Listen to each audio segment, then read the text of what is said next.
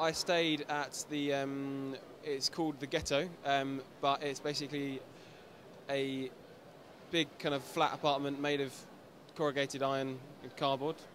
In a village called Saint-Chavit, which was around 10 minutes away from the hill. We just had a villa there with a couple of like 4 other guys, so it's pretty good. I stayed in a place called the Hemizeus, and it's in one of the valleys called Englekamp, and it was kind of basic but cater for all your needs and stuff like that. 3 of us in one room.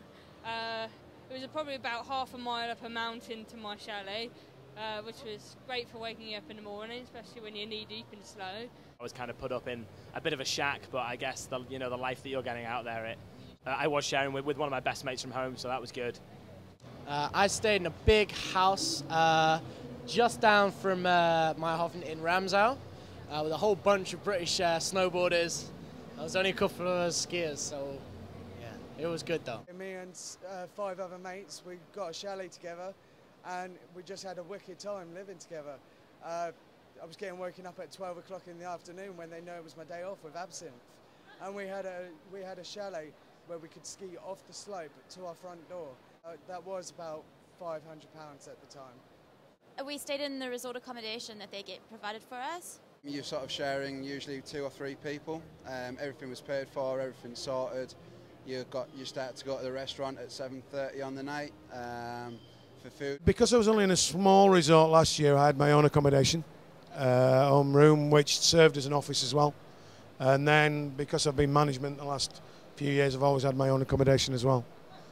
Accommodation was a bit of a nightmare.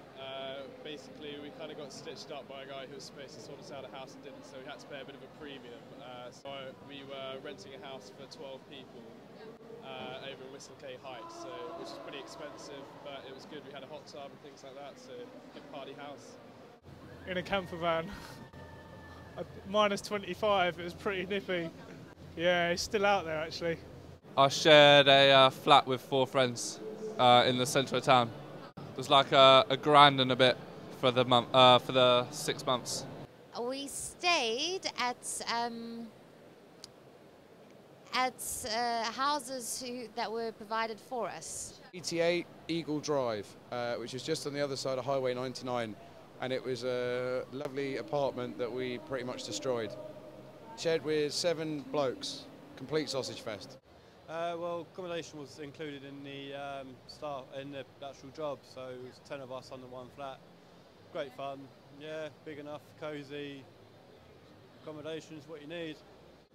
Yeah, I shared with staff from the same company, which was cool, so I knew everyone. It was cool. I just lived in it's actually quite hard to get accommodation, but there's a couple of little gems in there. I managed to get a place in a house full of ski instructors, so it was all right. There's also accommodation, you can get cheap rooms, get really nice rooms, and it's good. It's a nice hotel. It was just staff accommodation. They turned an old hotel into staff accommodation, and it was like 120 rooms in a big hotel that all the staff stayed in, and it was nice. It was really good.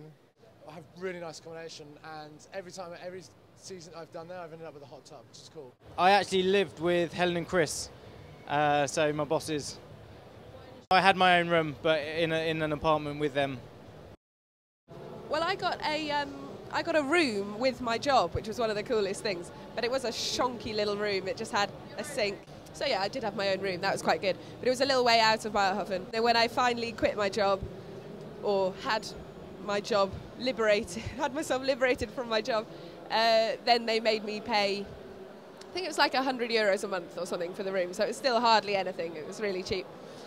We stayed on the top floor of the hotel because there was staff accommodation up there, so it was absolutely brilliant. The accommodation was in a residence, big house, kind of like student accommodation. All apartments, so each floor had 12 apartments on it, and there's 3 floors, a massive log building, and you just got allocated. Some of the rooms were shared and some of them had your own. Oh, it was perfect actually. I was in the accommodation with all the chalets, so I could roll out of bed at sort of 7:45 in the morning and go around all the chalets and then go back to bed or go skiing. I stayed, for my first season I was a roving rep, which meant that every couple of weeks I had to pack up everything and move to another hotel, but I managed to stay in one hotel for about 6 weeks in the end. That was great. So yeah, living in different hotels in the resort. I stayed in an apartment block. I paid for it and then got mates to come out and stay.